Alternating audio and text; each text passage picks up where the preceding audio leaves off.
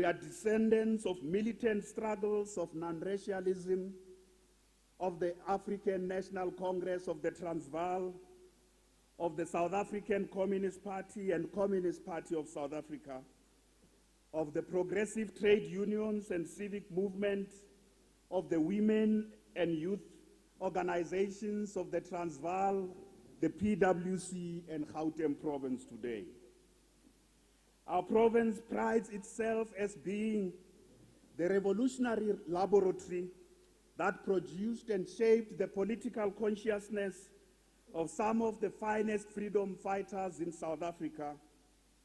And amongst them we count Sefako Magatu, Charlotte Manye Matleke, Selope Tema, Dr. A.B. Kuma, Dr. Yusuf Dadu, J.B. Max, Nelson Mandela, Oliver Tambo, Albertina Sisulu, Walter Sisulu, Ruth First, Joe Slovo, Lillian Ngoyi, Florence Muposho, Peter Ntite, Dan Tlome, Helen Joseph, Solomon Mashangu, Rahima Musa, Amina Kachalia, Beas Nodie, Betha Towa, David Bupape, Ahmed Katrada, Isu Chiba, Winnie Mandela, and other departed leaders of our liberation struggle.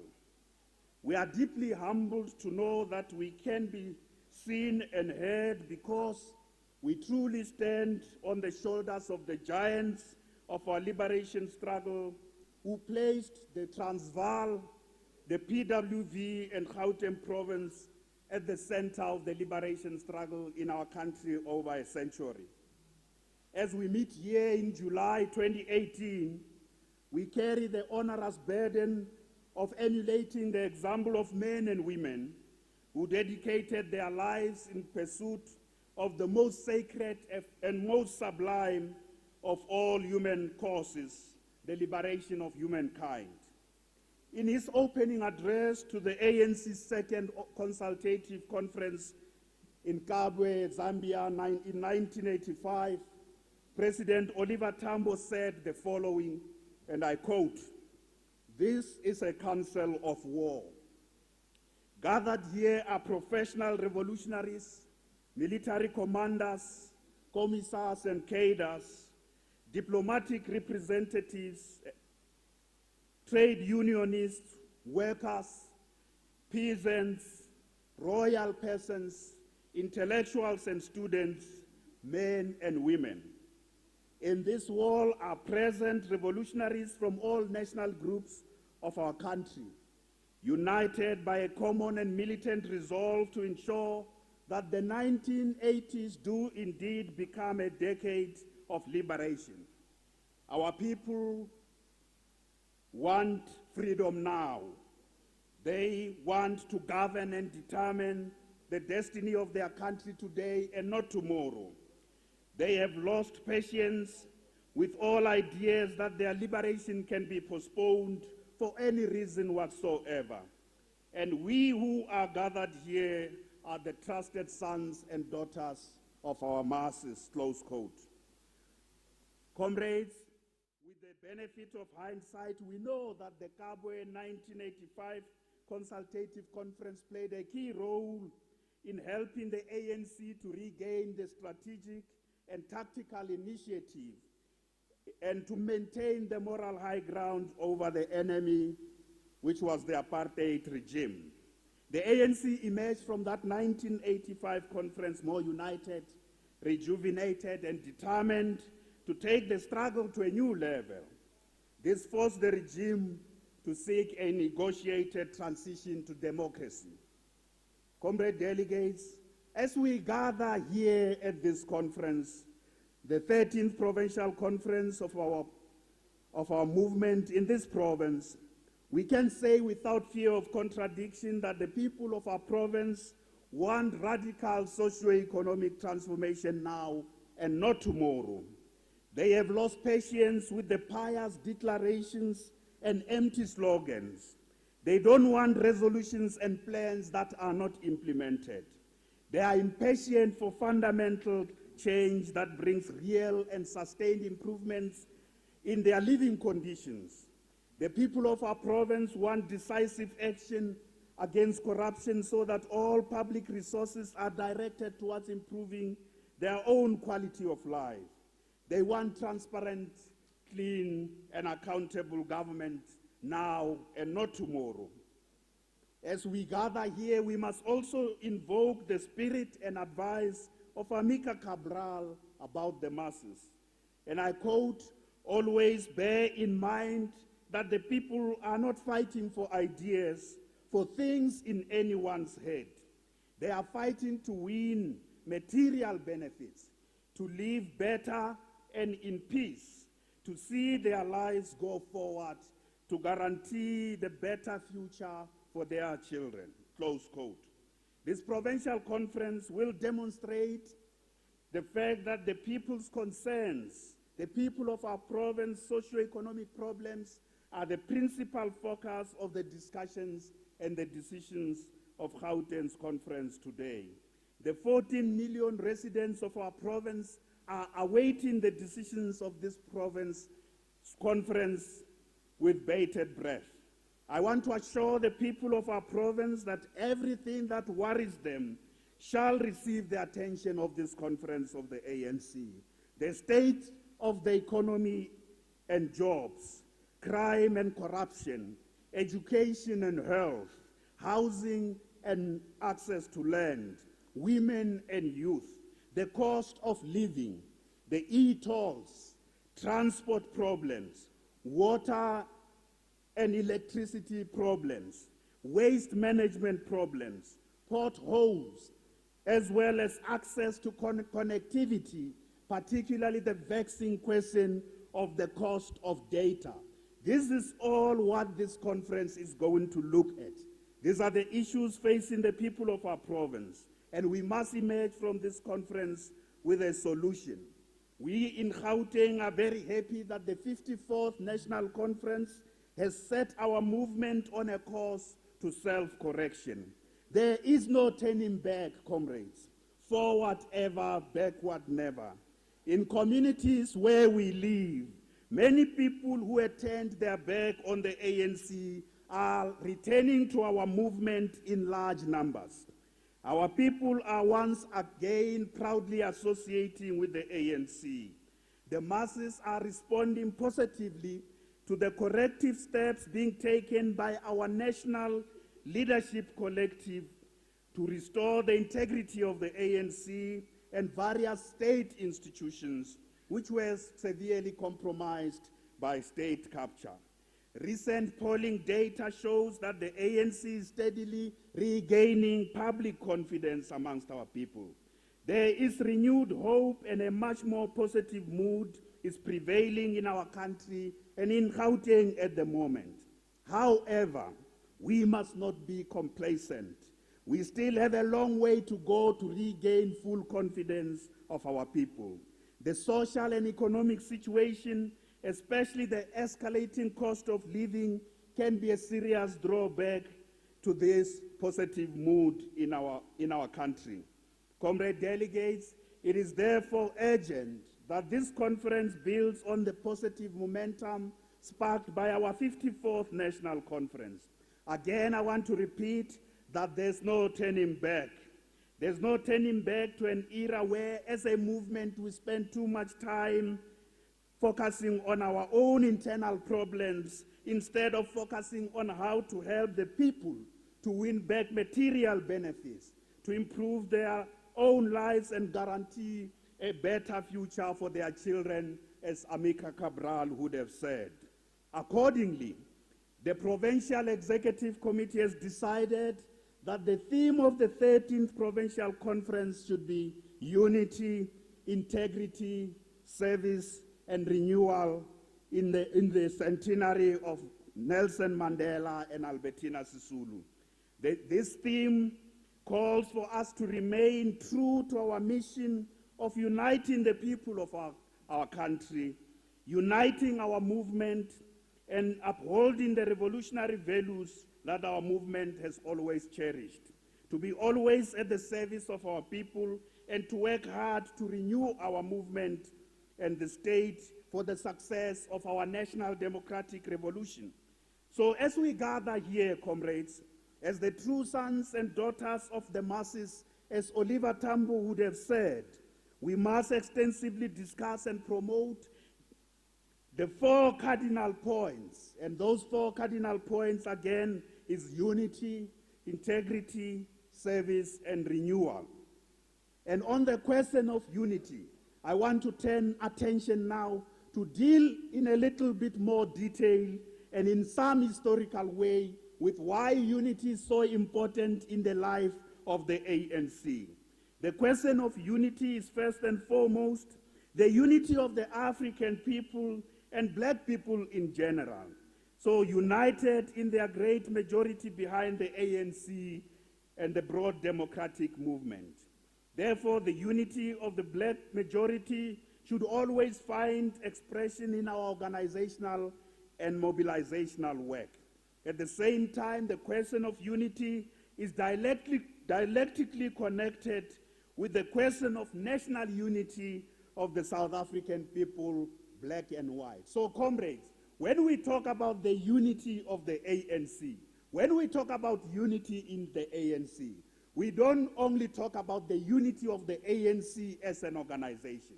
We do so because the role of the ANC and its principal task is to first unite the African people who were divided along ethnic and tribal lines, and then unite all black people, and then unite all South Africans. And the ANC cannot unite all South Africans if it cannot unite itself, if it cannot unite its alliance, if it cannot unite the broad democratic movement. So that's the first question why unity is important. It's not just about conferences, it's not just about whether we are contesting or not. Unity is something that we must always engage with and understand. Organizational unity must also be understood in the broader unity of the people of our country around a program to build a united, non-racial, non-sexist, democratic, and prosperous society. So in our articulation of the vision of the ANC, we always start with unity. So we say a united, non-racial, non-sexist, democratic, and prosperous society.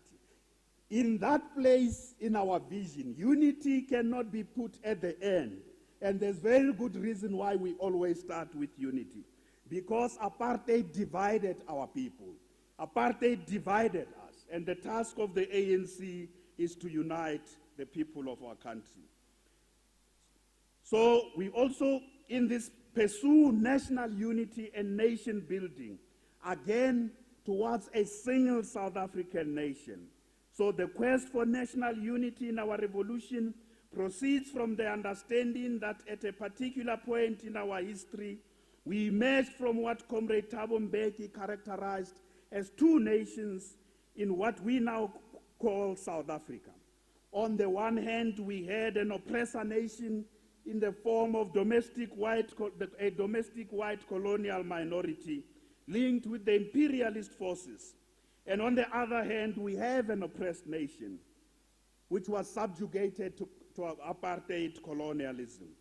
The reality of the oppressed nation or the nationalities that had to come together to unite to face apartheid is something quite fundamental to what was later characterized by our revolution as colonialism of a special type, and the movement and strategy against it. The mission of our movement is to build one nation. We have to pursue this mission of building one nation, taking into account that in this one nation there shall be diversity of cultures, of religions, and other identities. Even as we talk about unity in our organization, we accept that there will also be diversity of views and differences even on position issues of leadership. And those differences will never and must never subtract from the pursuit of unity. On the contrary, we continue to talk about unity in diversity, wherever we are able to articulate this. So from its inception, comrades, the ANC sought to unite the people of our country, particularly Africans, against colonial conquest and dispossession. It grew into a force that was able to unite all the oppressed, democratic-minded, and freedom-loving South Africans, regardless of the national group to which they belong. President Oliver Tambo explains the importance of unity amongst the oppressed, and I quote, "The African people are the most oppressed and exploited people in South Africa. They are the basis for our struggle for freedom and the most reliable force in our liberation movement. But they are by no means alone in the struggle.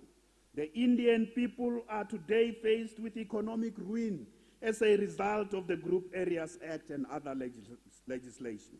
Like the African people, they have no political rights whatsoever. The colored people face, as they have done for many decades, racial humiliation and exploitation.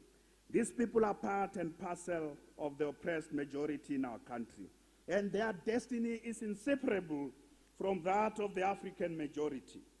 Their place is alongside the freedom fighters against apartheid and colonialism.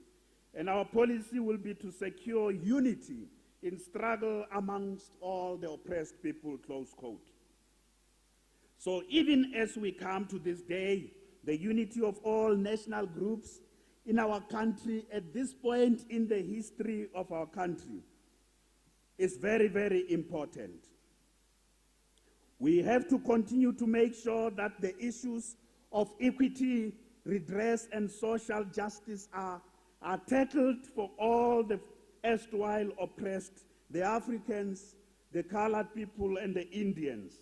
They all have to be at the center of our nation-building, social cohesion, and radical socio-economic transformation effort. We must never allow any section of the oppressed to be left behind or left out of the initiatives to improve the quality of life of our people. As President Nelson Mandela argued during his seminal statement on the dock, we are against white domination and we are against black domination. We are for non-racialism. We are for inclusive, progressive nationalism. The biggest challenge we face, comrades, is that quite often the character of our own movement, from branches, regions, and even provincial level, does not always reflect these non-racial traditions of our organization. That's the first fundamental problem. When we say the ANC needs to be an embodiment of the unity of the oppressed, this has to be seen in the character of our organization. The second problem is that our socio-economic programs, particularly in government, often fall short of impacting on the well-being and quality of life of all national groups. As you know, that you have given me another responsibility, a responsibility given to me on behalf of the ANC by the people of our province. As the Premier of Gauteng, I've also come across evidence of serious neglect of some of our communities. And this includes underinvestment by government in the colored communities of our province. Comrades, I want to repeat this. There is evidence of neglect. If you look at government programs, that we are under-investing in communities, a section of the community, communities who were oppressed, and we're not doing a very good job in this regard. This neglect, particularly of the colored communities, has far-reaching consequences for our project of nation building, social cohesion, social justice, and equity. This neglect cannot continue, because the consequences of this neglect, particularly of underinvestment in the colored communities of our province, is the following.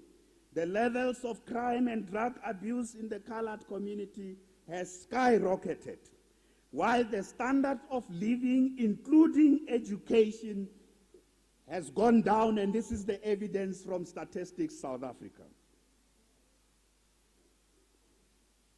Both poverty and unemployment have reached extreme levels in the colored community, and this has bred resentment and anger. I often hear when we go in our government programs, people in the colored community saying to us, "Ons was nie wet genoeg. No, ons is nie swart genoeg." I often hear that from them. These are ordinary people in the communities who would point to concrete evidence of neglect by government, whether it's issues of housing, infrastructure issues, or investment in the revitalization of these communities.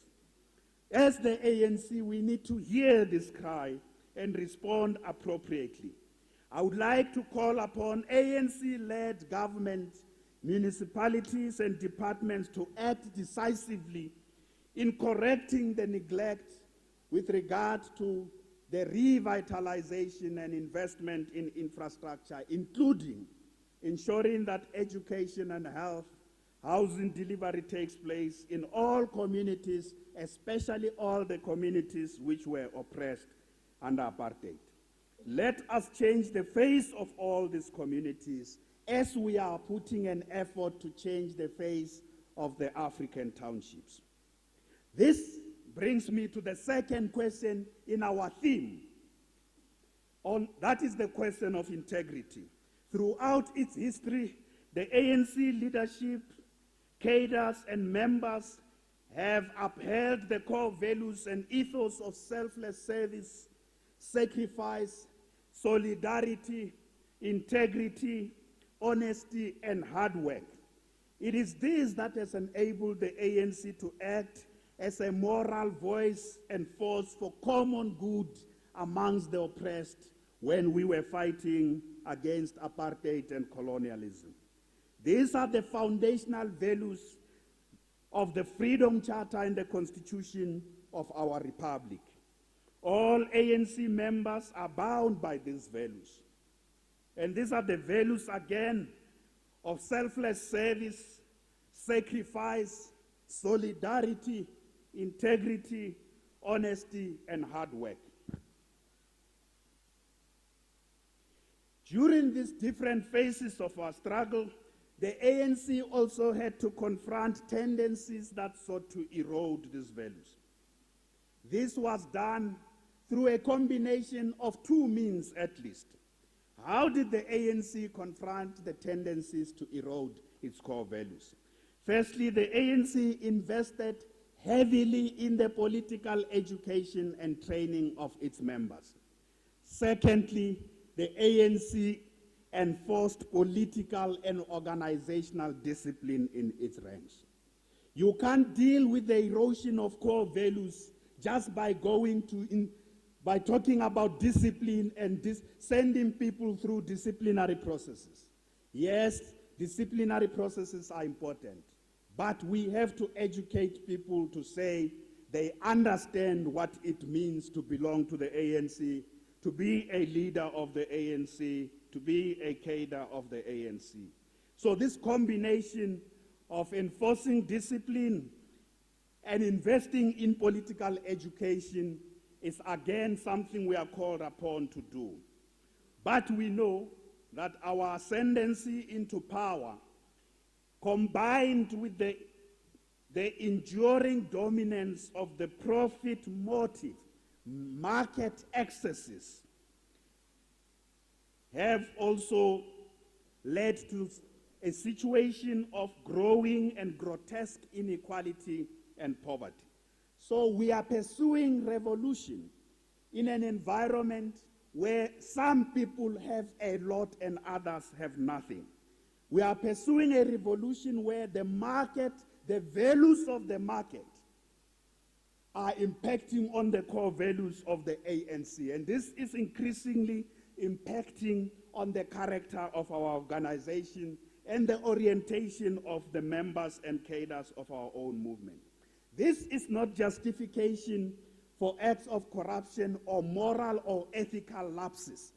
The critical reality, comrades, is that unless we challenge also the architecture of a system of dog-eat-dog, unless we challenge the foundations of a capitalist system where it is okay for others to thrive whilst others are left out, where there's a justification that we can't all have something, it must always be others have and others don't have. Unless we challenge those foundational bases of building a new society, we can all keep counting on our individual uprightness, but the environment around us of dog-eat-dog, and capitalism justifies the morality of dog-eat-dog. Your neighbor may not have food. It is not your business as long as you have food. Your neighbor may be homeless. Capitalism preaches that it is not your business. They must make it in the market. Unless we challenge those values, we will not understand why the values, the core values of the ANC themselves are under attack.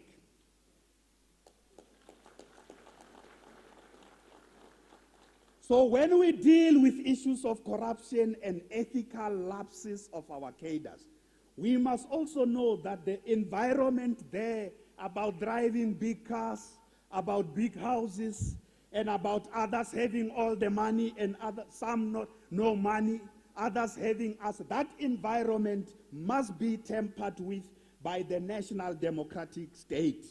We must tamper with that environment. We must insist that we can't build a society where some have and others don't.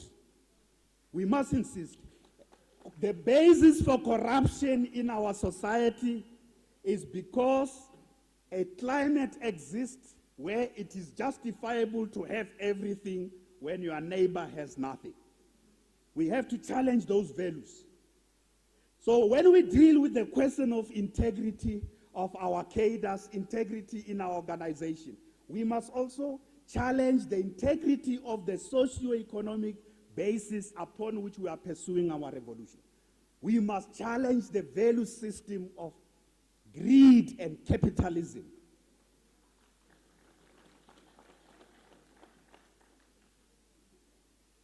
It is not enough just to be good, kind-hearted, and be ethical on your own when your environment every day is unethical. It's not good enough.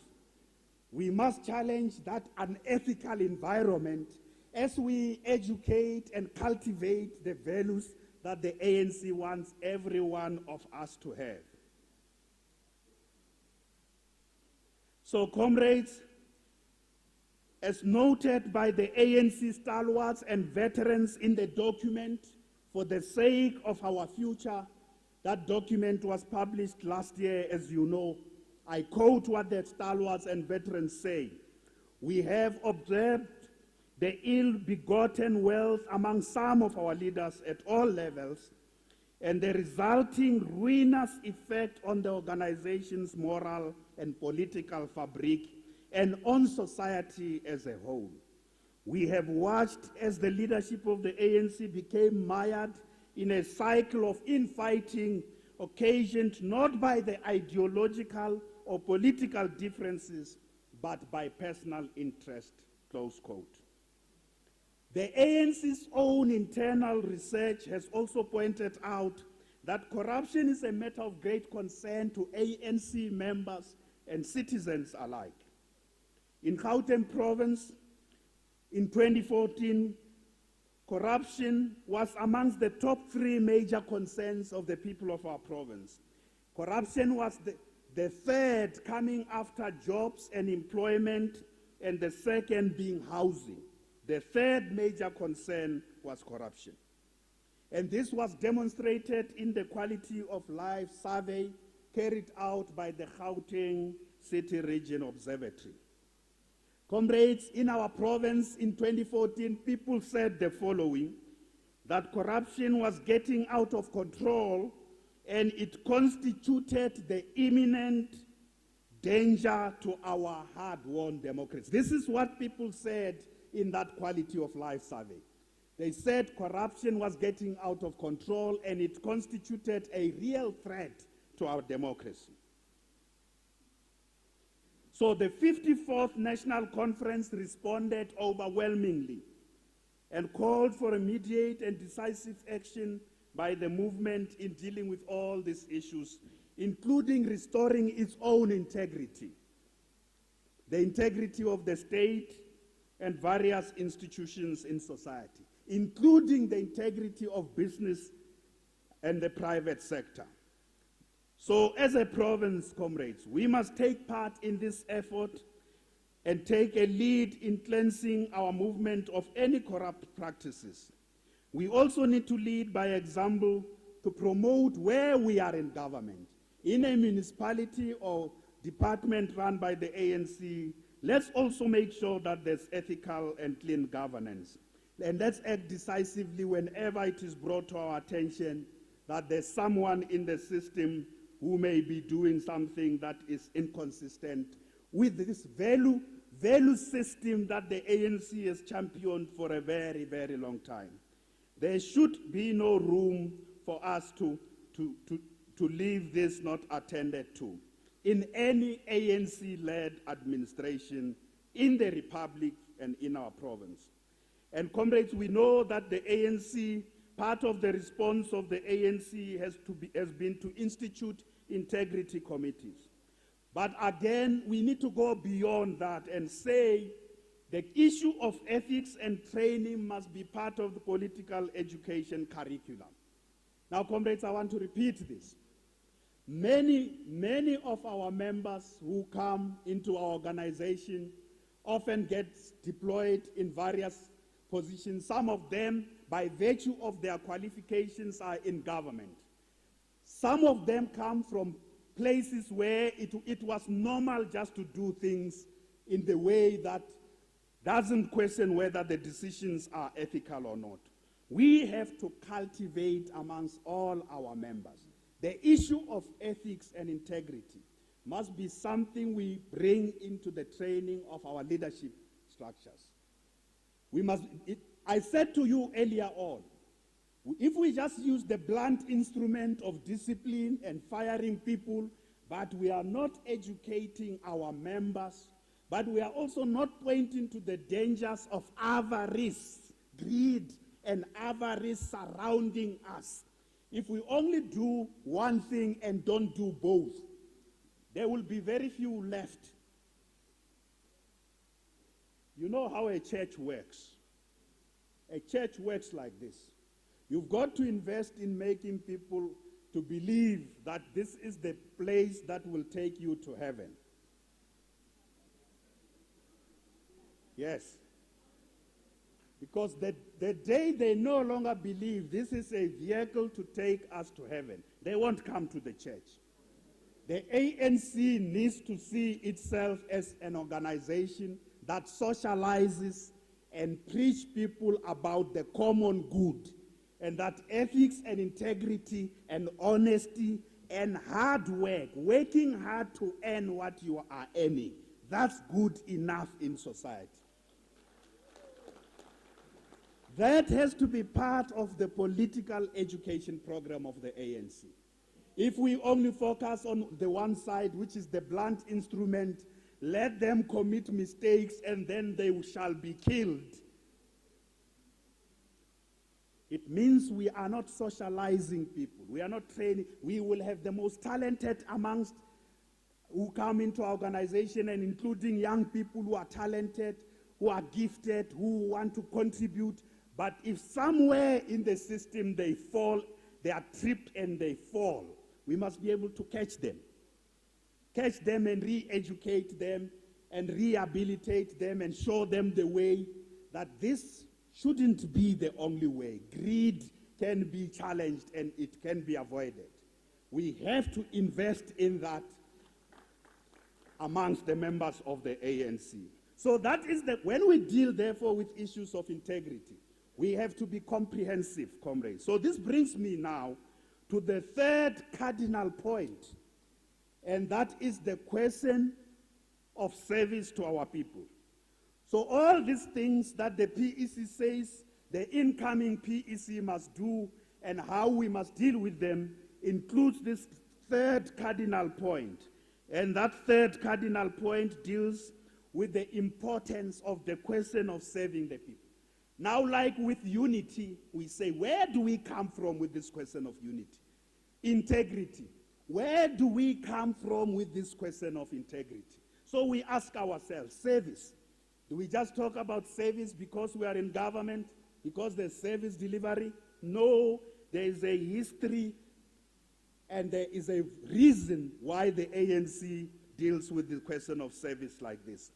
Let us restate once more the historical truth that the ANC does not belong to ANC members alone. The ANC was formed to unite and serve the people of South Africa. We, the members of the ANC and the leaders of the ANC, are just servants of our people. We are just the custodians. We take care of this vehicle of our people. That is we look after it. But this vehicle belongs to the people of South Africa. They need this vehicle to achieve their dream of liberation, of true freedom. They need this vehicle. If we break down the vehicle, it means we are holding the people back. So we need to renew the pledge that we shall dedicate our energies, our skills, and our talents to enable this vehicle of our people to fulfill its role of being a leader of society. We need to rededicate ourselves that as members of the ANC, wherever we are located, so we may not be in the next PEC, but we need to rededicate ourselves as members of the ANC, as revolutionaries, trusted sons and daughters of the masses, that we shall always use all our talents, all our energy, all our skills to continue to ensure that the ANC serves our people. And to do that, we don't have to be elected into leadership positions. If I am not elected at this conference, I shall continue, and I know the men and women who are here, these PC members who are here, even if they are not elected into the leadership out of this conference, I can tell you, many of them are committed to continue to dedicate their skills, their talents, and their energy to serve the people of our country. And it is for that reason that being elected or not being elected is not the be-all and end-all in the ANC. The be-all and end-all is being given an opportunity to serve. Being given an opportunity to serve our people is the most satisfying thing. And we can serve our people whether we are in leadership structures or not. And this is an ethic that we need to teach to all members of the ANC, especially younger generations. So in one conference, you may be elected. In the next conference, you may not be elected. But you can't be angry that you were not elected and then you walk away.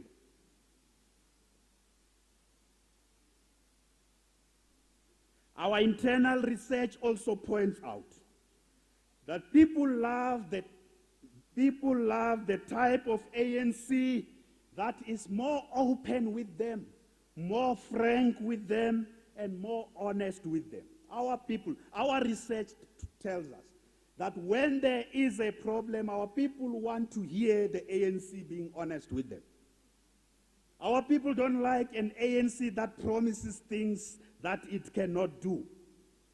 Our people don't like the ANC to be a typical political party. You just lie to the masses so that they elect you, and then after that you will come back and lie to them. Our people want the ANC that is frank and honest.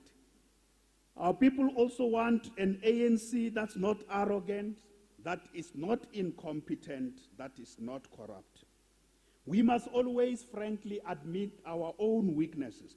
You know, one big thing about South Africa is that the ANC is the only organization, party, and movement in South Africa which talks openly about its weaknesses.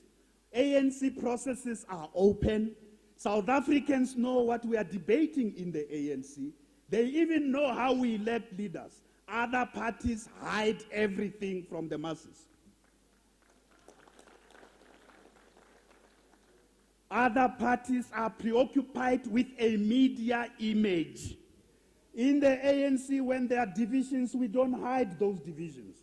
We say we must deal with them. In the ANC, when there are problems, we don't hide them from the world, from the masses, not even from the media. We acknowledge their problems and we deal with them. And that's what the people of South Africa loves about the ANC. Tell no easy victories.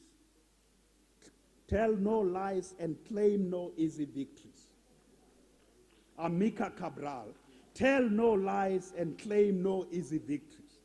So our councillors, our MPs and MPLs, MMCs of the ANC, mayors, MECs, the premiers of the ANC, ministers, we must never lie to the people. If we can't do something, we must say, we will not be able to do this, but we shall make a plan, and we shall consult with you. That's an important value, because we can't serve the people with distinction unless we are very honest about what we are capable of doing and what we are not capable of doing. So, comrades, so this question of service, let's deal with another part about service. We will not be able to serve our people well and acquit ourselves well unless the ANC has the caliber of people deployed to those service points who have the experience and the skills, and in some instances, even the qualification required by that service point. I know I need to repeat this.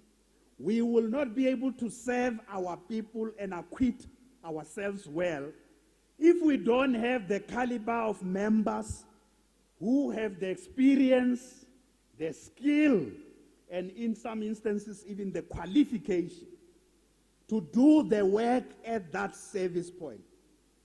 And the PEC was saying in our discussion of the political reports that imagine in 1978, if the ANC had given Solomon Mahlangu an armory, an assortment of weapons without training him. Imagine if we called people cadres of Umkhonto weSizwe, we gave weapons to them without training them on how to use those weapons. Why is this question important? So it is important that the ANC members must have the technical education, the organizational experience, and the ideological training that's relevant to equip them to lead the people of South Africa and serve them well. It is important. It's a fundamental requirement. We will not serve our people well if you just send me there to fly an aeroplane, but I've never been prepared to fly an aeroplane. Who will get into an aeroplane flown by me anyway? Who can take a risk amongst you here? Who is bold enough to can walk into an aeroplane flown by me when I have never been trained and prepared to fly an aeroplane?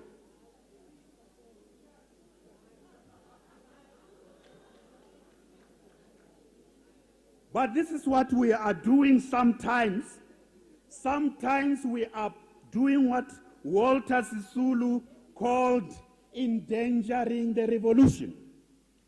Walter Sisulu said, we conducted ourselves when we got into government in a way that endangers the revolution.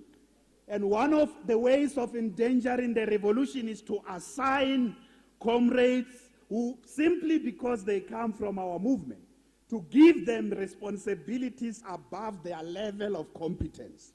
And we call that cadre deployment. There's no such cadre deployment.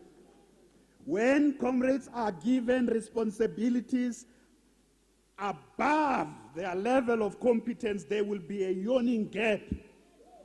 They will fail not only the ANC, they will fail the masses. It doesn't matter how good they are, their hearts. They may not be bad people, and they don't want to fail. They want to succeed. But if they are not properly prepared and appropriately trained and properly equipped to fly the aeroplane, it shall collapse.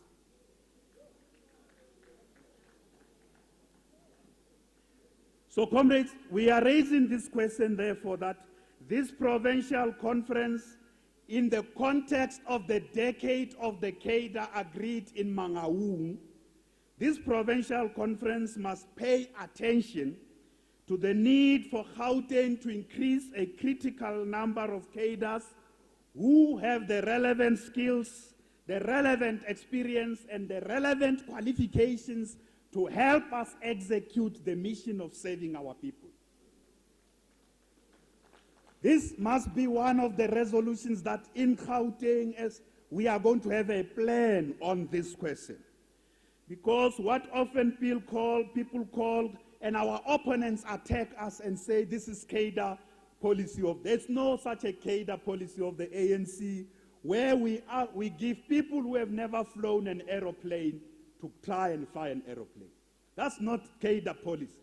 Because firstly, a cadre is somebody who has been selected, systematically trained and prepared for a particular mission, for a particular role, and after which they are assigned to that role.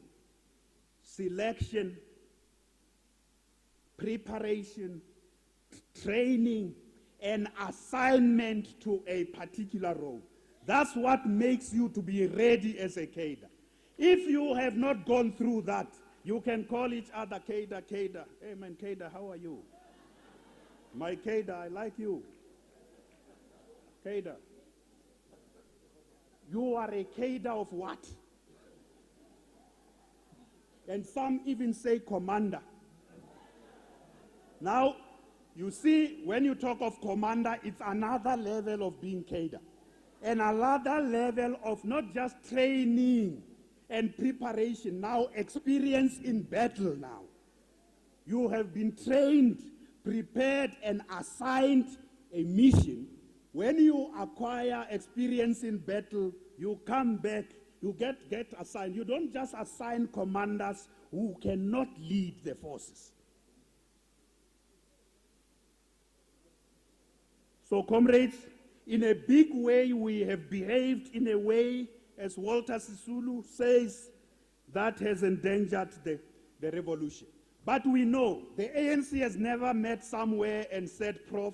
Matole, that we must appoint so-and-so who doesn't have the skills. It's not, but we do it, and we make those mistakes as leaders. We get pressurized. We ourselves want to do favors. You get somebody who is a very good mathematics teacher appointed to run a hospital. There's something that's called misdeployment. So this cadre is trained, is prepared, but must be assigned to something that has to do with mathematics. Sometimes we get the best cadres and destroy them by assigning them to wrong places and wrong positions that have nothing to do with what they were trained and prepared for.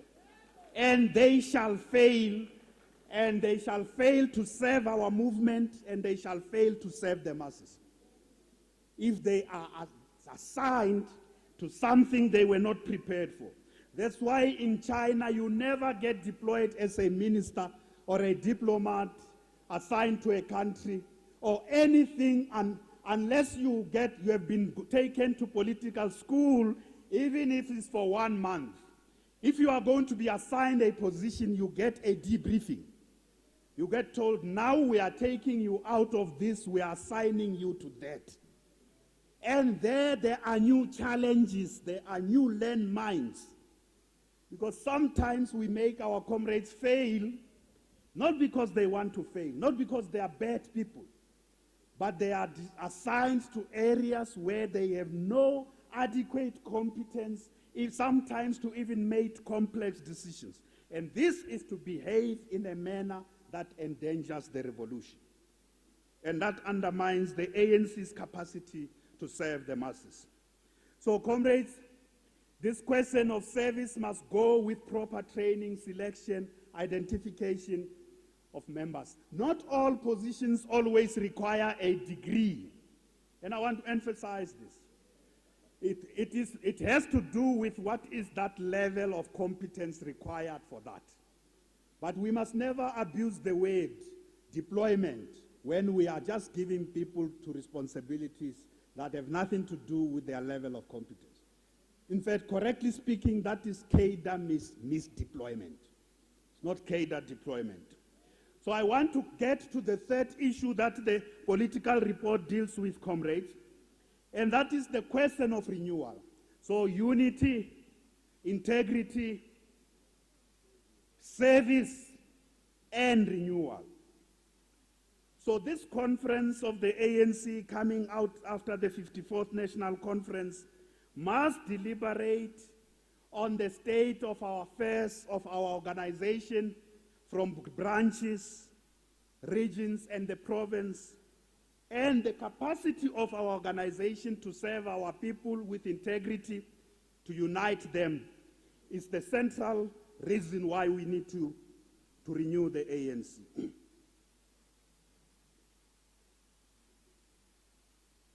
So the president was saying earlier on that every branch of the ANC must immerse itself amongst the masses. So the question we need to answer is, how are we going to be able to lead the communities and serve our people if we don't have a proper organization? And many of you know, when we were in the regional conferences, on behalf of this leadership that's here, we came to speak there on the importance of organization. So organizational renewal starting point is to deal with the question of organization, because it's organizational renewal. And what is organization, comrades? It is important to understand, and these are the classics of our movement. It's important to understand organization from the standpoint of Govan Mbeki. And he defines organization as the ability to solve the problems of our people or help the people to solve their problems. So what is organization? The ability to solve the problems of our people or to help the people on the ground to solve their problems.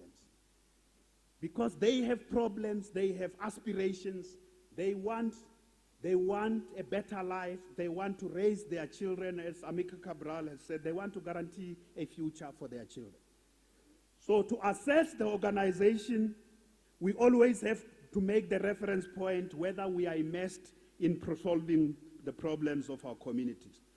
So, comrades, we go at length to show that if we want to renew the ANC, one of the things that happened in the history of the ANC is that there are many occasions that the ANC had to reorganize itself to answer the question, are we organized? Because if we are not organized, or if we can't solve the problems of the people, we may be a structure but not an organization. And a structure can be a collection of individuals who look busy, but busy with nothing. Busy with nothing that impacts on the lives of our people. We want to be an organization. We don't want just to be a structure, a collection of individuals going up and down. So in his presidential address to the ANC Transvaal Provincial Conference in September 1953, Nelson Mandela, who was the president of the Transvaal at that time, said the following to the delegates at that time. And he was talking about the M plan. He said, our regional conferences in Sophia Town, in Germiston, in Kliptown, and in Benoni on the 28th of June 23rd and 30th of August, as well as on the 6th of September 1953, were attended by large crowds. And this was a striking demonstration of the effectiveness of the M plan. And the National Executive Committee must be complimented for it. He went on to say, I appeal to all members of Congress to redouble their efforts and play their part truly and well in the implementation of the M plan. He said they must do the hard, dirty, and strenuous task of recruiting members and strengthening our organization by doing house-to-house work in the house-to-house campaign in every locality. And he further said, from now on, the activity of Congressites must not be confined to speeches and resolutions. Their activities must find expression in a wide scale of work amongst the masses, work which will enable them to make the greatest possible contact with the working people. And he explains in great detail what the M plan was about. So at one level, when we talk about organizational renewal, we must also always take a step back. What is the critical task of that moment? Where in the 1950s, the ANC was reorganizing itself, preparing for the tough time of being banned. Some of the veterans who are here know that directly. And it was renewal at that time was about how is it going to survive and serve the people even if it is banned. The N plan was about that. We also know, comrades, coming out of the 54th National Conference, as well as the 53rd, the conference in Mangaung, that the ANC says renewal is something that must help us to meet the challenges and demands of the current moment. So this provincial conference must develop a plan. We had resolutions from NASREC, but we need a provincial renewal plan, comrades.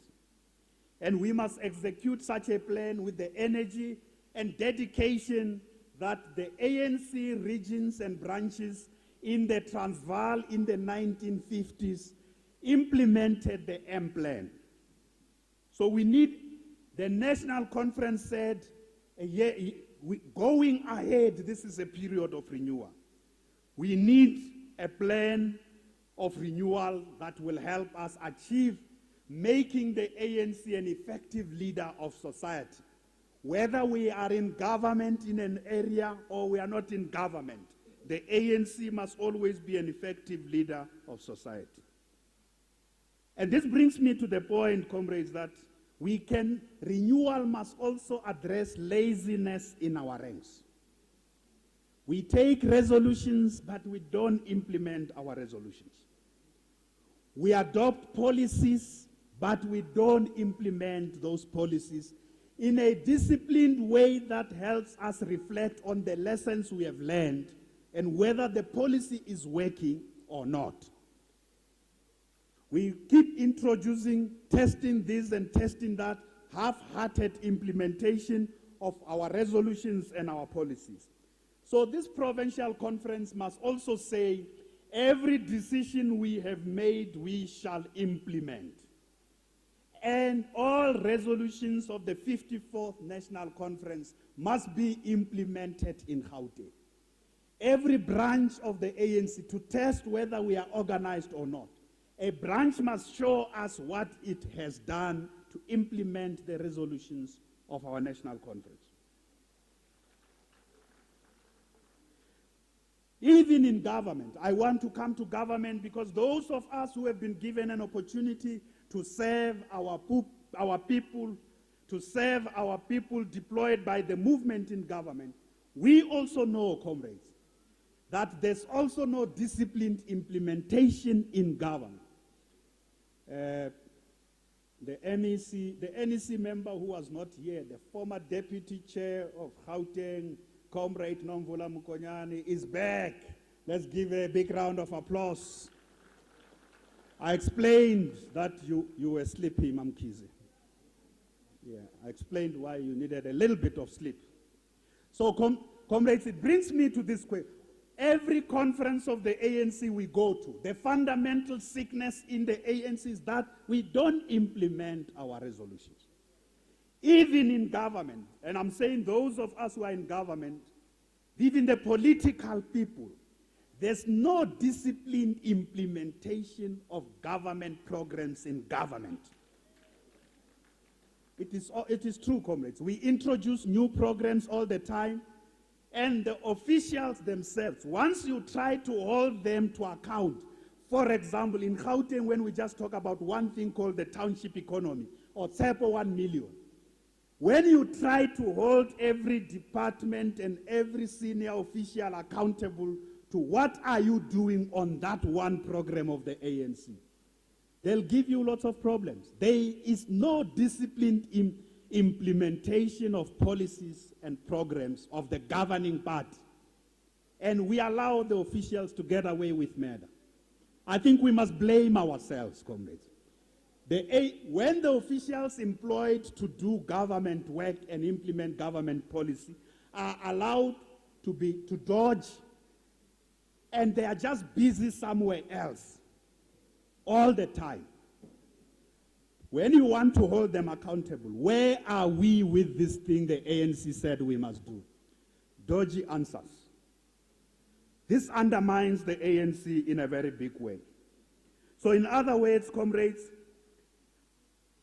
our organization, so we also need a capacity. If we are to serve our people well, renewal must equip us with the capacity to enforce our decision. If we say expropriation of land without compensation is the policy of the ANC, it must be implemented by everyone who is there on behalf of the ANC. And I'm giving an example. There are many policy decisions. Sometimes we allow those of us who are in government to go and change ANC policy in government. So our organization, part of building an ANC that can effectively govern and deliver is the discipline of policy implementation. So this brings me to another important question. So when we measure the success of renewal, we need to check whether the ANC is now impacting a branch or a region or a province is on top of its game in leadership to the people of that branch, that ward, or that municipality, or that province. In other words, if we are committing to serve in the ANC leadership structures, we need to assess the impact of our work on our people. And this is in line with another important classic by one of the leaders of our revolution, Moses Kotane, who is known to have said and warned the ANC at his deathbed, revolution ke batho, meaning revolution is the people. Warning, if the ANC is isolated from the people, it must forget. An interpretation of the same dictum, revolution ke batho, by Fidel Castro, who says revolution is the science of the masses.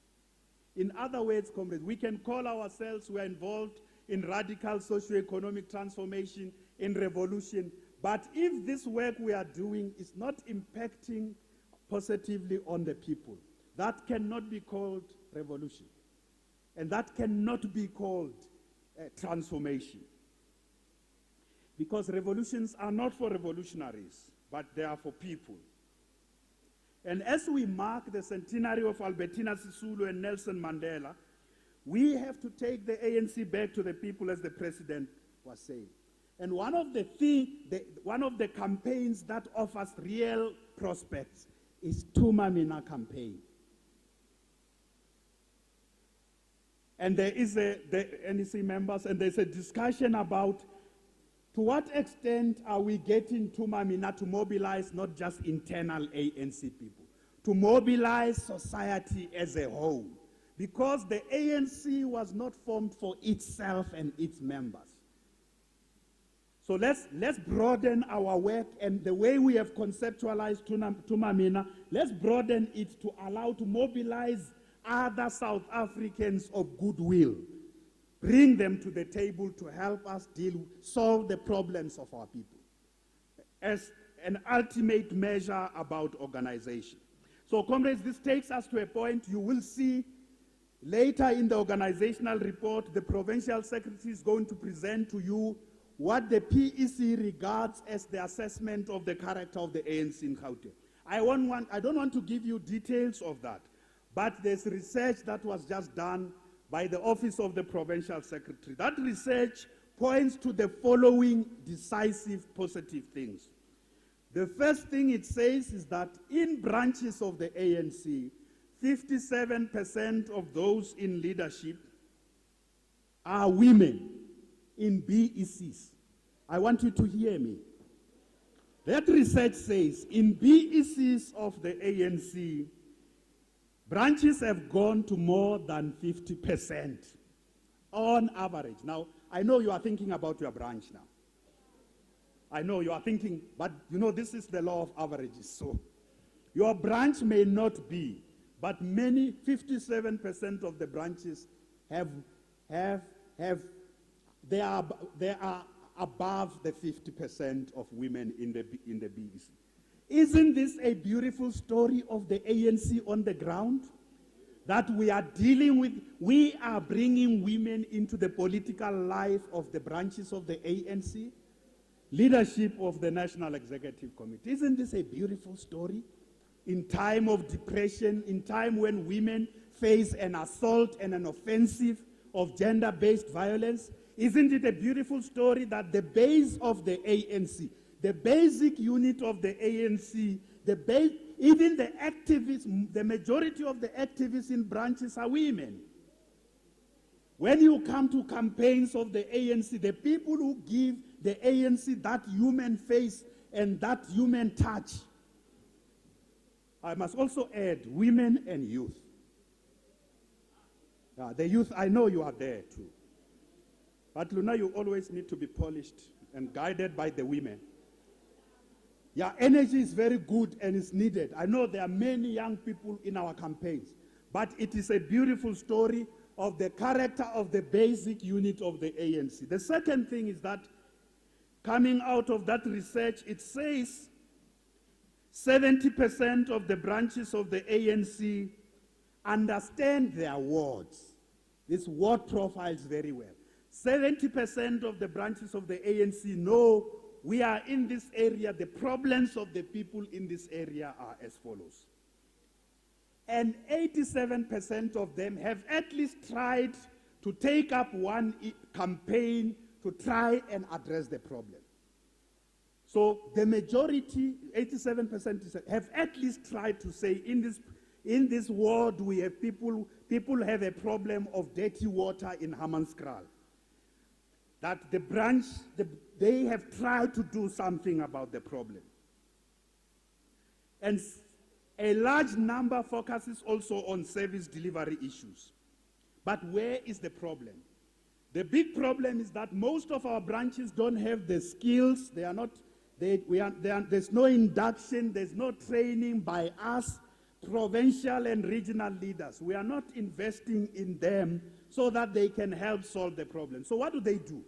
They are chasing problems, they've identified the problems, but quite how to get those things sorted out. They are not properly equipped. We are not investing in our branches to enable them to be the custodians of solving the problems of our people.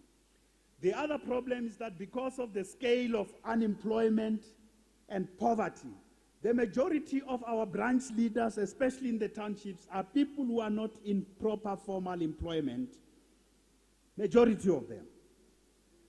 So they are susceptible, because they live precarious lives, they are susceptible to many things.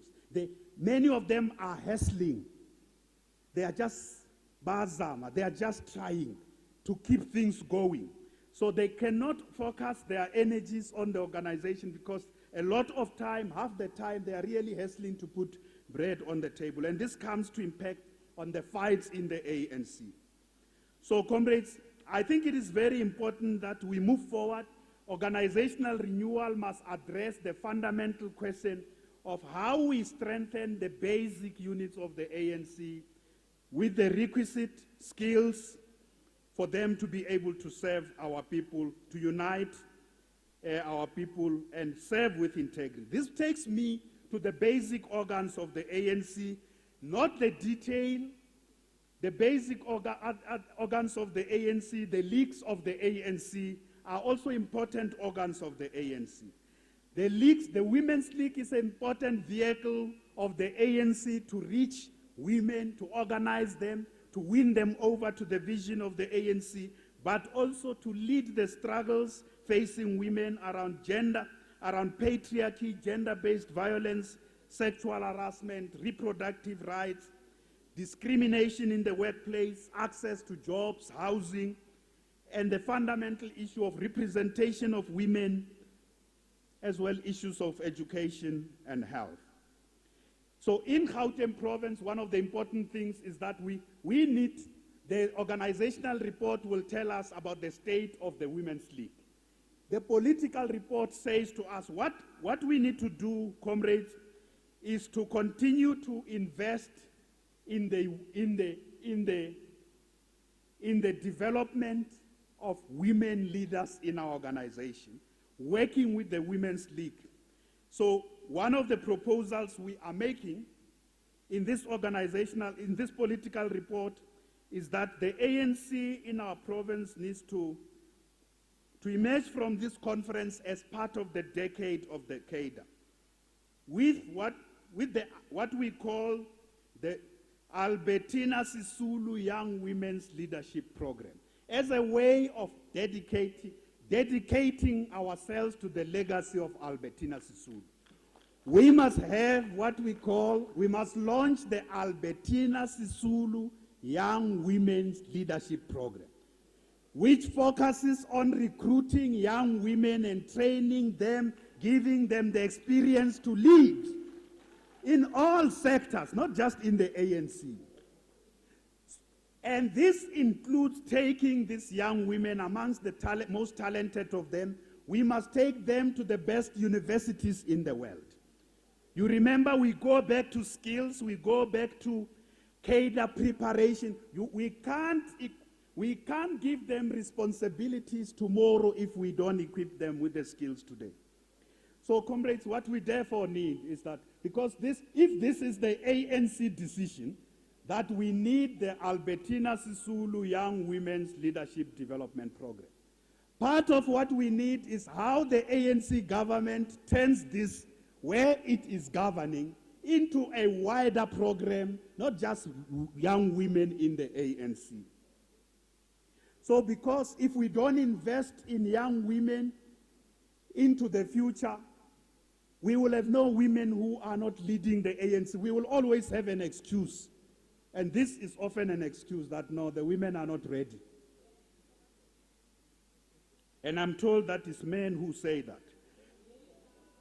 Secondly, about the youth of the ANC. The ANC Youth League has a responsibility to champion the interest of young people in the ANC, young people in society, to organize them behind the vision and program of the ANC, and to place their issues at the center of the ANC organizational and governance program. And this includes unemployed youth, young professionals, young entrepreneurs, students in higher and post-school education. So the second thing we want to propose about the youth, remember the youth, investment in the youth is very, very important. So the ANC, we say in the incoming PEC, must also work with the ANC Youth League to rejuvenate the ANC Youth League. Family, Youth League, family. Where are you, Youth League? Are you here? The Youth League was sitting there. PEC, where are you? The PC of the Youth League. No, you are not PC of the Youth League. You are too old. So we're suggesting, comrades, that we must also come out of this conference with a program that we should call the Anton Limbede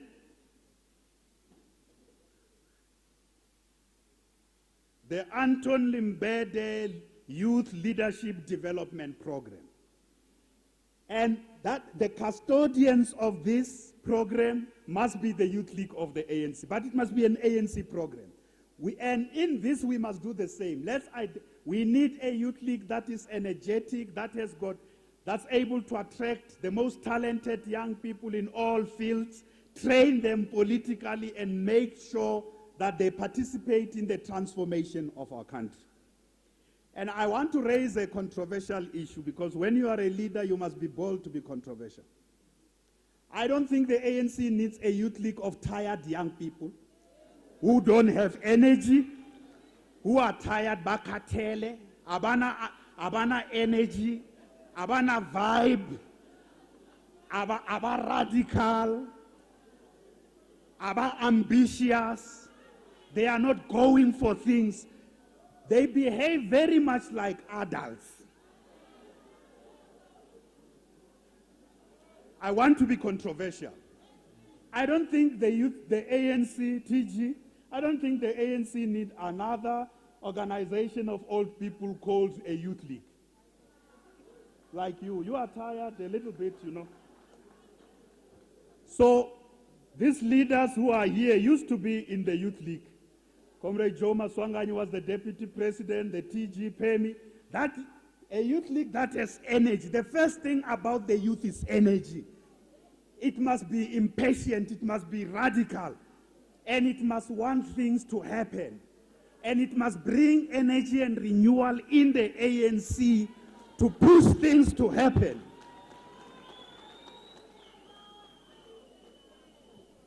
That's the but we also need a youth that is educated in today's times.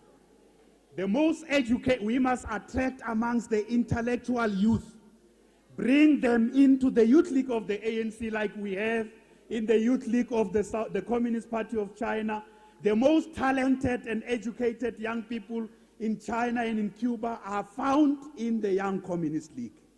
We want our Youth League to have the most ambitious. Many of these old people who are here, we know. We know, many of you know. Our children say, but hey man, energy Youth League, energy. So Youth League, you have a big challenge. Give us energy, please. We are old. Don't bring tiredness, man, in the ANC. So the caliber of Youth League we need in Gauteng, you are going to a conference. Let's feel you. Sometimes we will be uncomfortable. It's in our nature. But when you are pushing things to happen, the issues, programs that must improve the quality of life of youth, then we can feel you. And I must say, that includes when you criticize us, ne? Hey, man, there's shy, man, there's better. But it is good when you are doing that in the interest of pushing programs that affect young people. So we need that. We do need that. And this is an issue we have raised with comrades in the regional conferences. So that's important with the youth. Let's renewal of the Youth League must ensure that this Youth League can help us to renew the ANC. The Youth League is a source of energy and renewal, but also of radical ideas, new ideas all the time, into the ANC, so that the ANC does not become moribund and just sticks with the past. So it is important, comrades. So the last area of renewal is the alliance. The renewal of the alliance is important. The president dealt with this issue of what was discussed. And in our province, the alliance is functioning fairly well. At a provincial level, we have problems at a lower level. The organizational report will deal with that detail. What we need at a higher level is a program to have consistent, proper political relationship, not personal relationship. an alliance driven by a program and political relationship, including dealing with these issues. The alliance is very assertive lately. The alliance says we want to be part of everything. That what is called reconfiguration, that we don't want to be observers. So the organizational report will deal with that detail. And therefore, comrades, I want to say that in this organizational report, we also deal with the balance of forces. And the balance of forces, we deal with them in this particular way.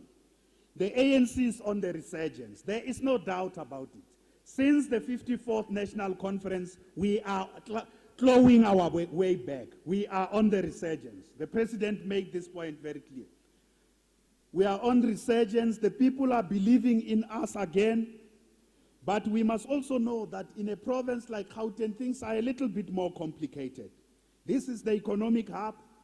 The electorate is more discerning and more critical. If we make mistakes here in Gauteng, which may be tolerated somewhere else, we get punished very, very quickly. We have a younger voting population. We also have a significant working class that is very well organized and conscious. So even amongst the working class, they are very critical. If the ANC doesn't do the things they believe in, we get criticized severely by the working class. We have a black middle strata that is also a significant force. They too look at us. And if the ANC doesn't do the things that they are happy with, we get criticized, and they may even abandon us in that regard.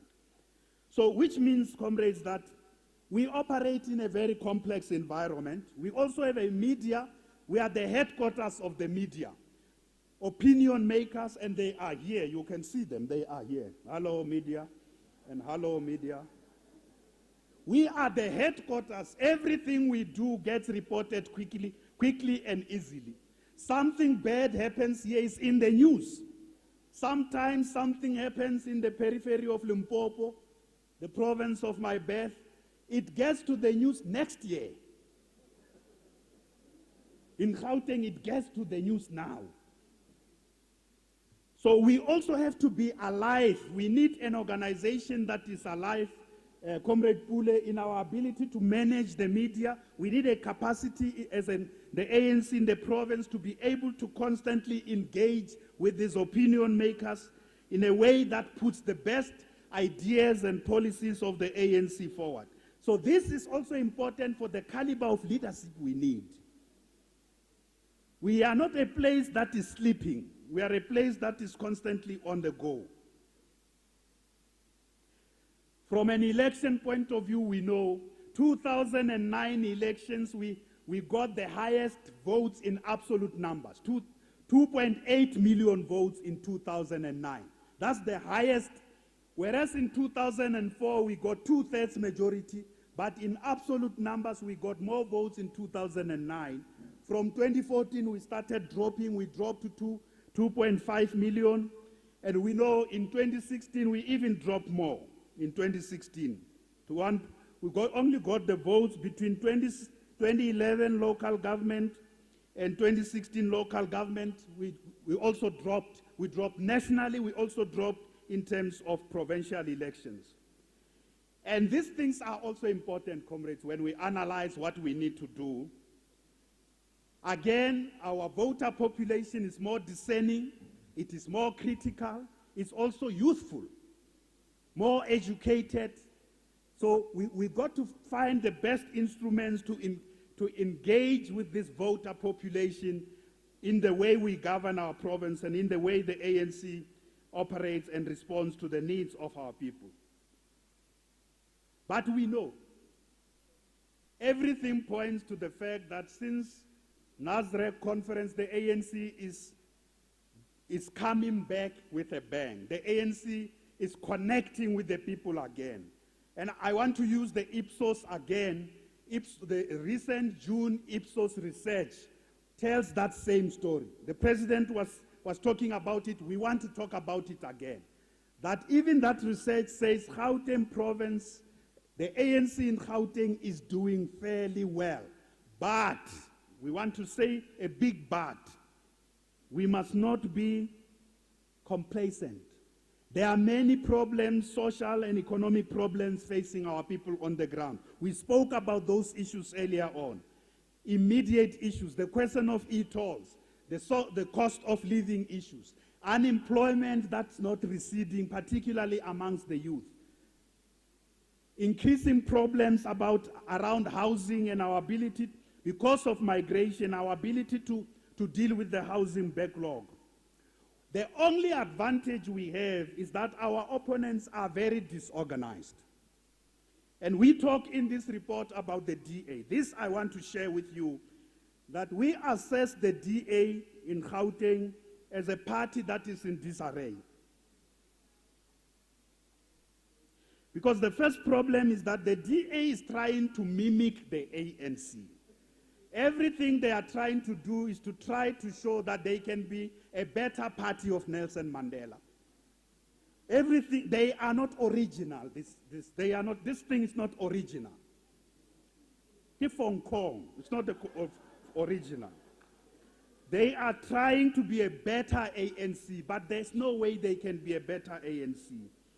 As they do that, they isolate and alienate their liberal and conservative social base who dislike the ANC with a passion. As the Black Caucus of the DA tries to be a better ANC, their white, conservative and liberal social base feel alienated. They themselves say, but this DA we no longer know. You remember what they used to say?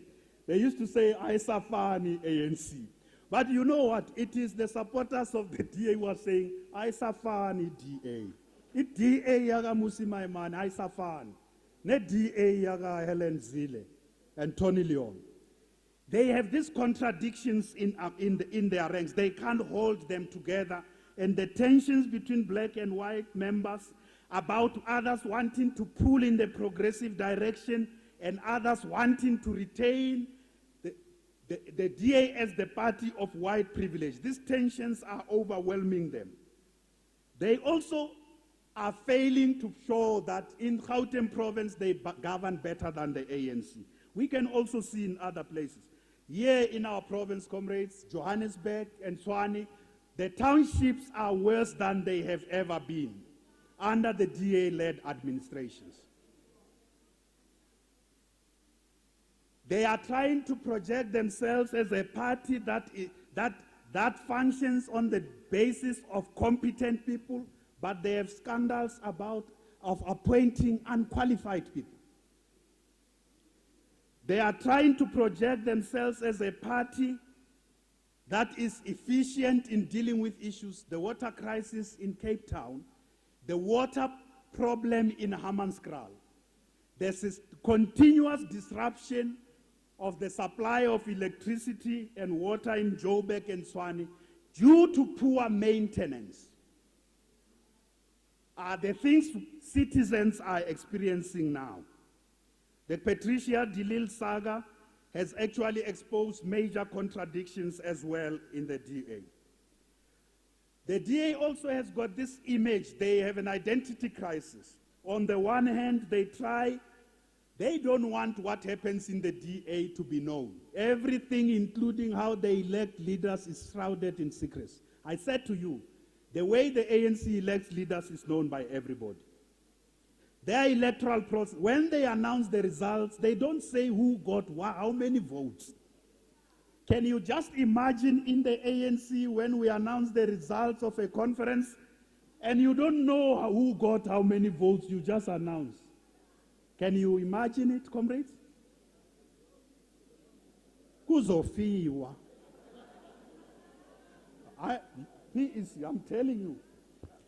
If an electoral commission comes to announce the results and says the following have been elected, but we can't tell you how many votes the other person got.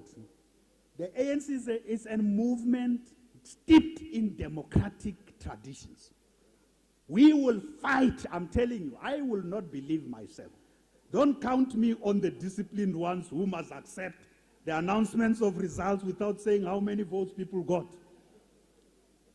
Because there's no transparency. That's what happens with them. I want to conclude by saying the DA is also On the one hand, they want to project themselves as a party that respects the constitution and the state. But in practice, they're fudging the state and the party. Look at Mmusi Maimane runs around like he's the mayor of Cape Town and comes here and issue title deeds in Tshwane and in Johannesburg. Issue title deeds with Mayor Mashaba in Lufereng and in Soshanguve with Mayor Msima. Who elected Mmusi to be the governor of which municipality?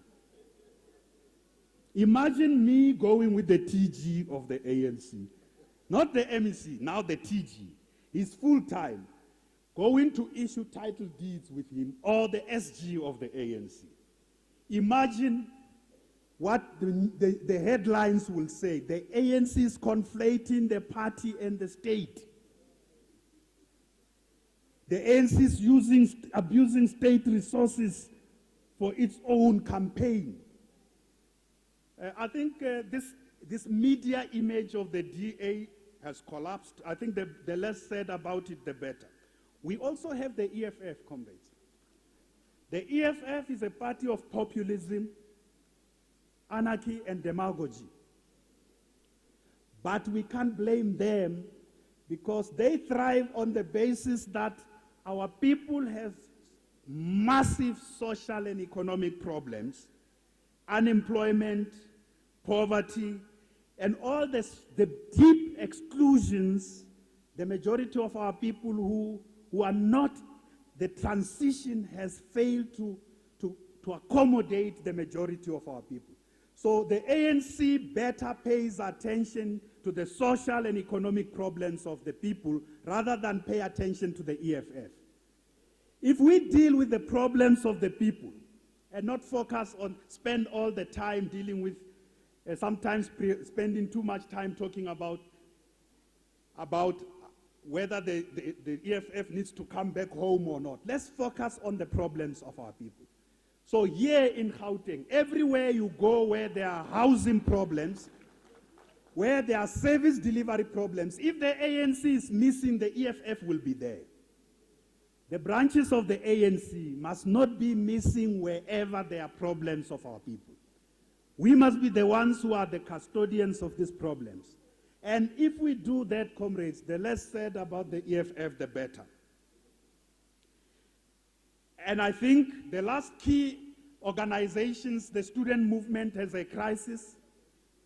SASCO, particularly in tertiary institutions, is facing a crisis, a big crisis, because the tertiary institutions are radicalizing in a very big way. The resurgence of black consciousness movement due to institutionalized racism.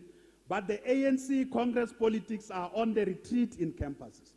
The progressive ideas of Congress and the Freedom Charter are on the back seat in campuses. So we say, politically, we need to go back to the drawing board. Let's work with the student movement.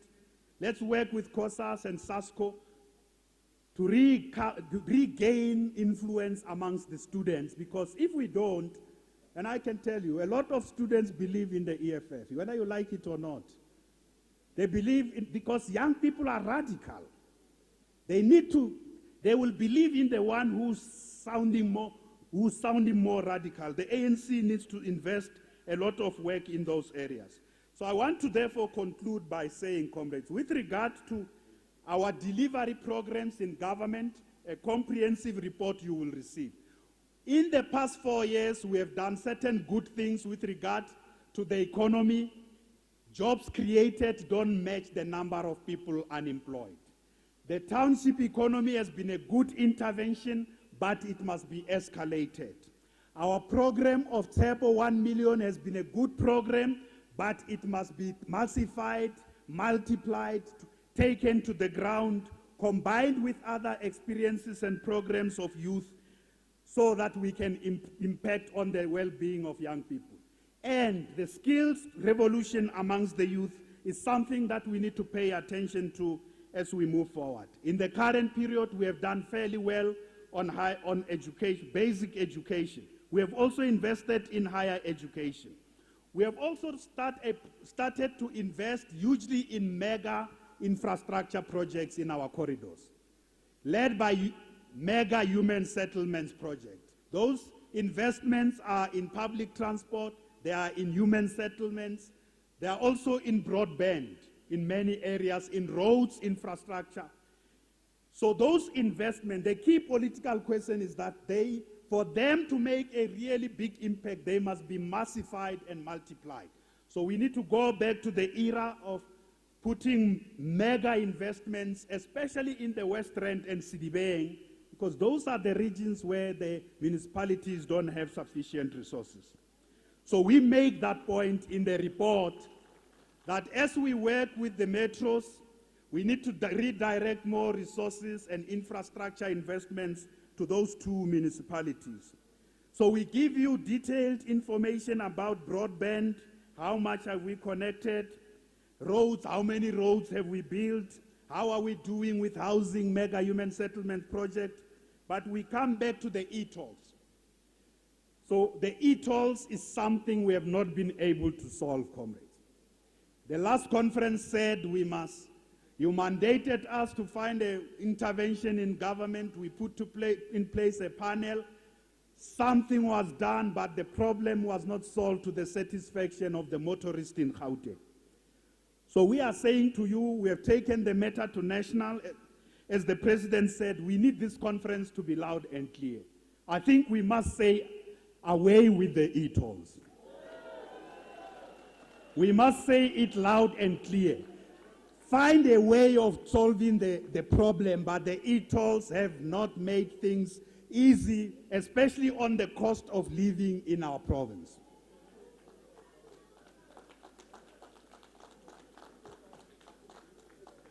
We also saying on the cost of living issues, data is a big problem for the youth of our province.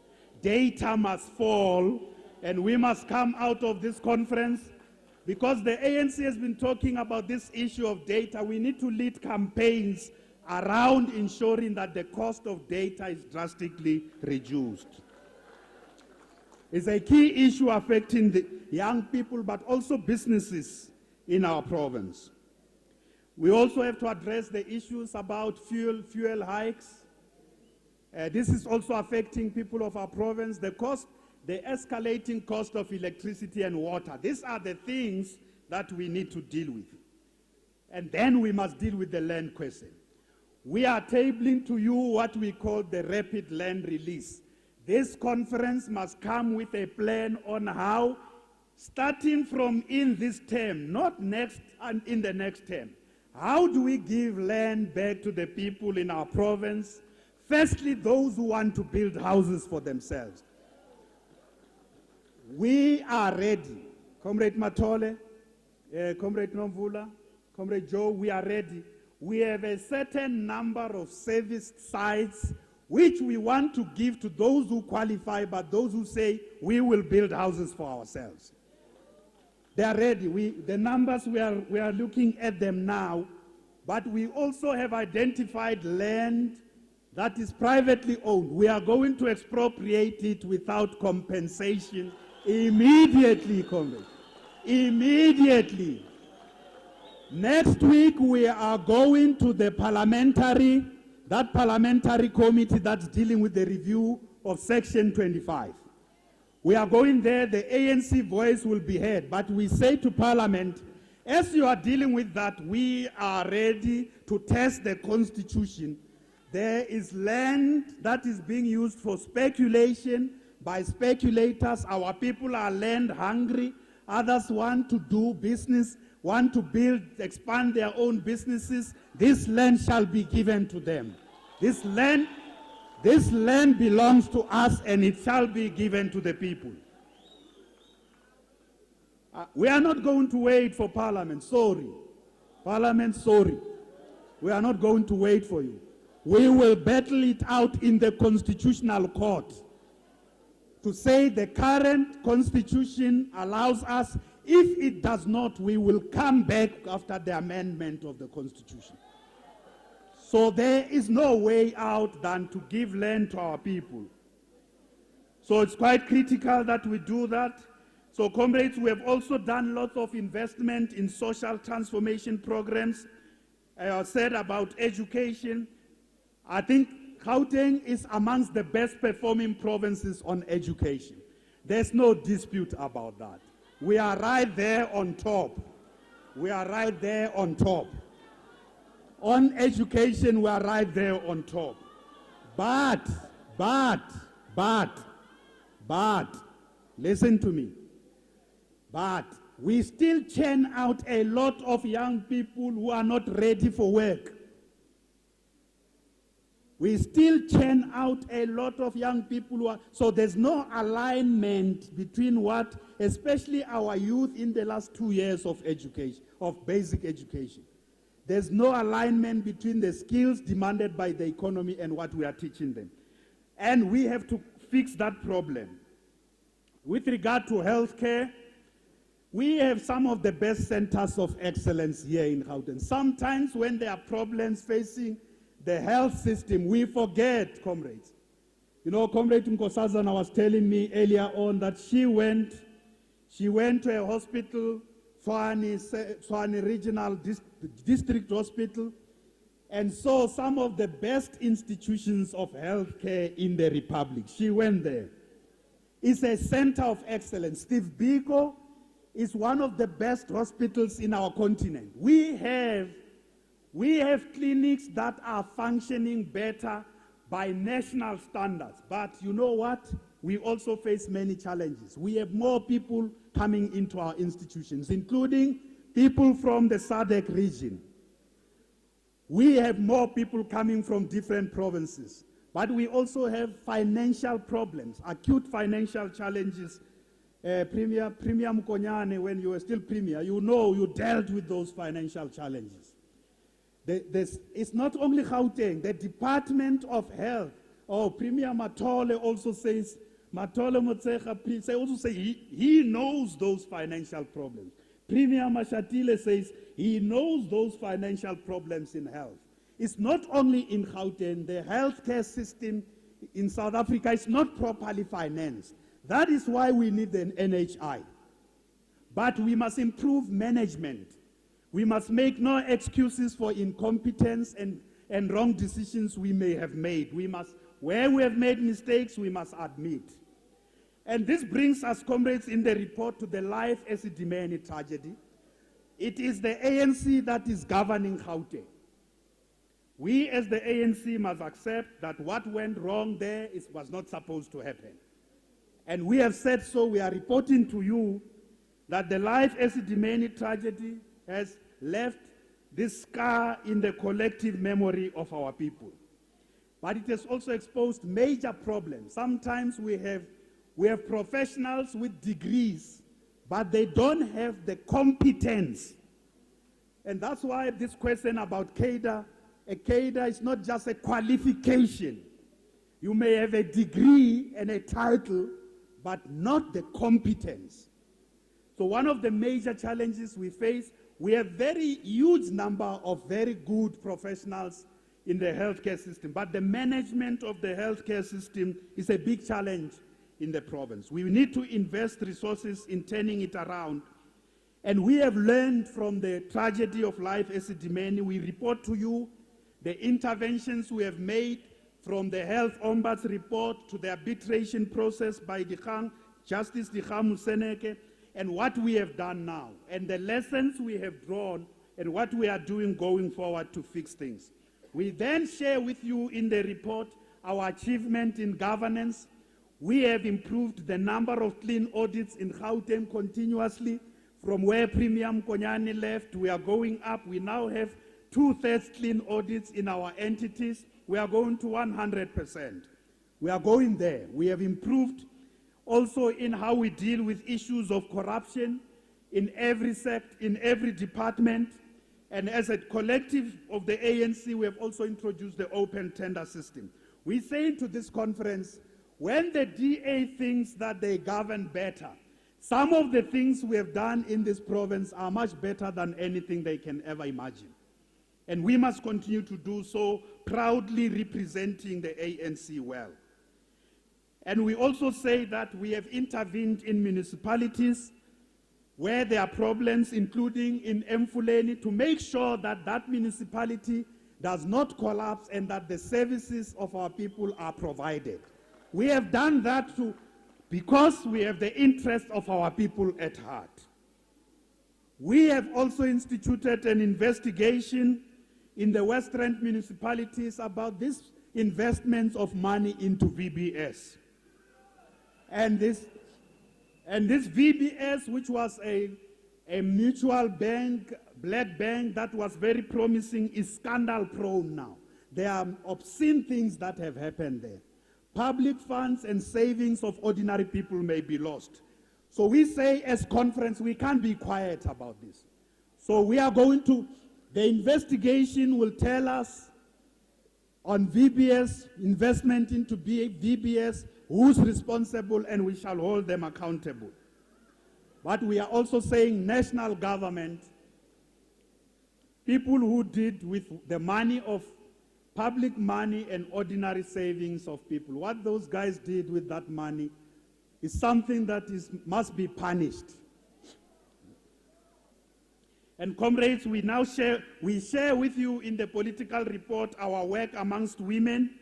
There's something we are very proud in terms of what we have done, opening business opportunities for women in Gauteng, programs to deal with gender-based violence, empowerment of women, including township enterprises. We have a detailed report of how much the Gauteng government spends 23% of the goods and services budget on women-owned enterprises, women-owned businesses.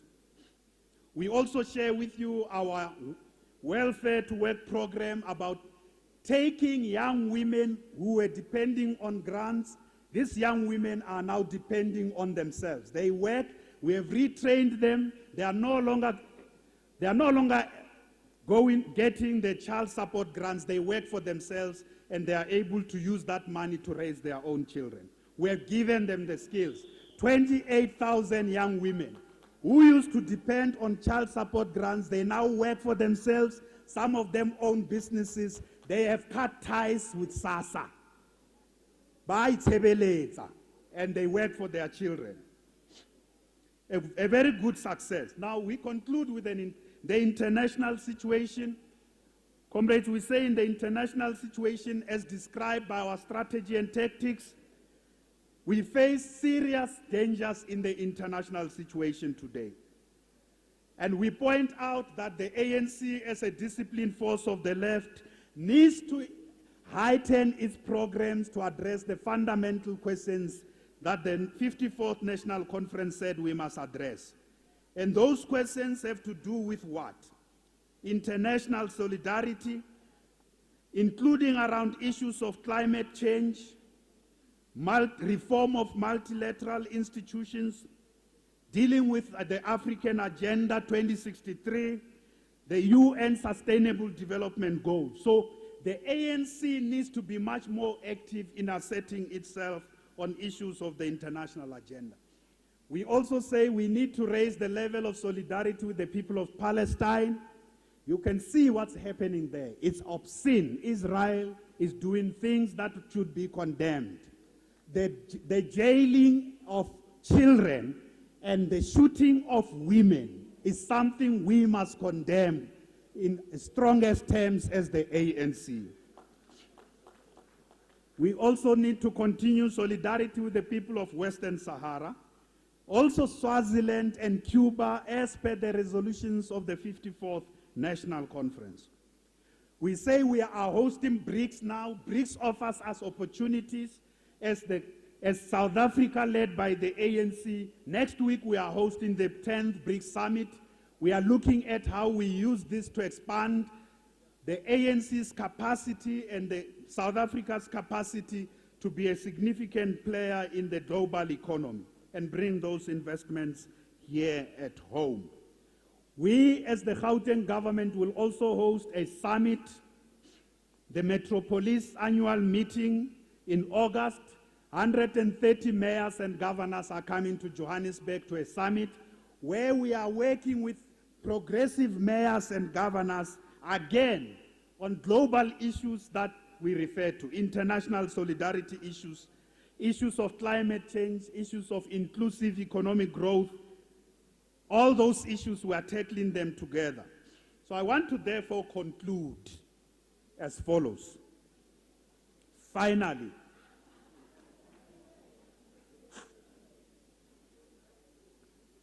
in conclusion, I would like to acknowledge and honor the memory of outstanding leaders and veterans of the ANC who passed on between the last conference and this one. Who are those leaders and veterans?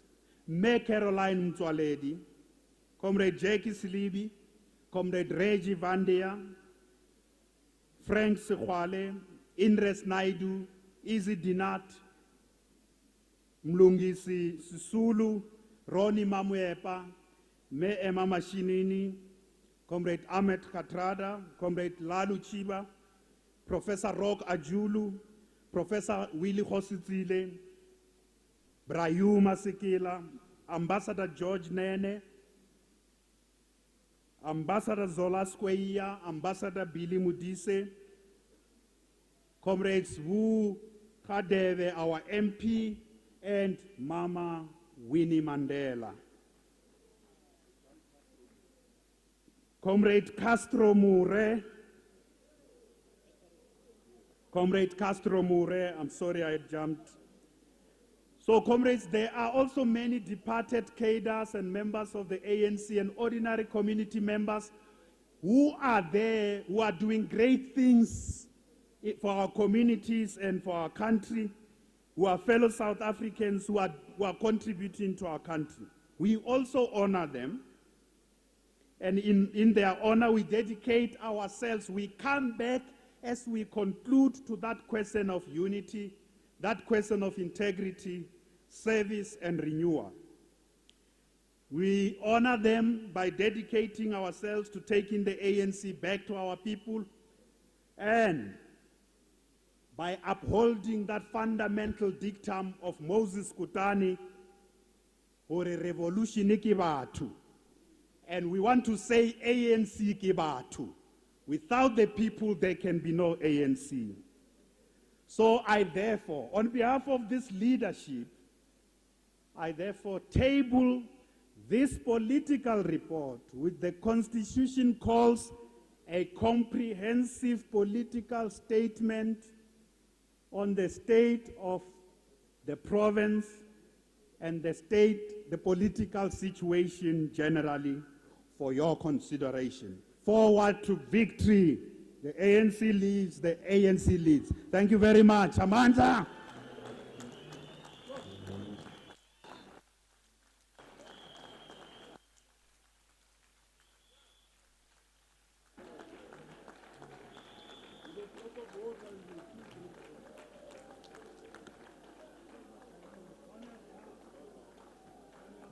A revolutionary song will do, comrades.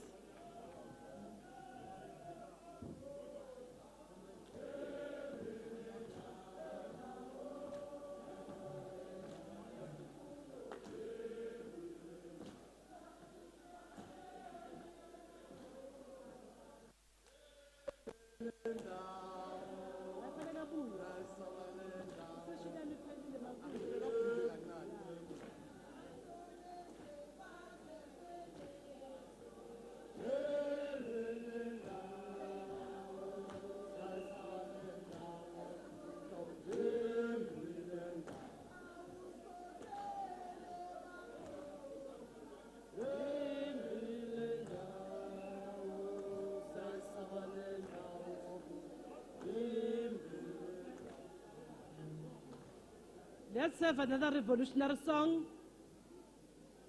Where's the Youth League?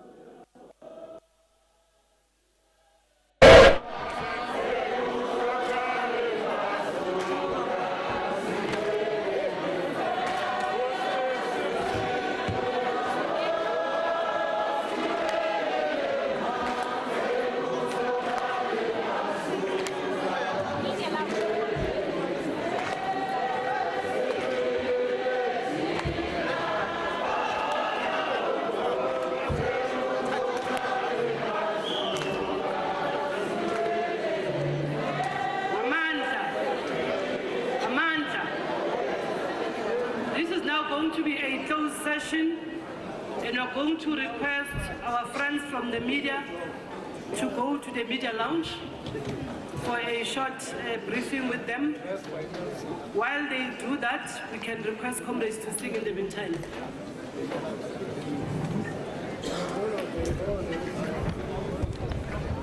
Comrades, we can have a revolutionary song in the meantime while we allow the media to leave.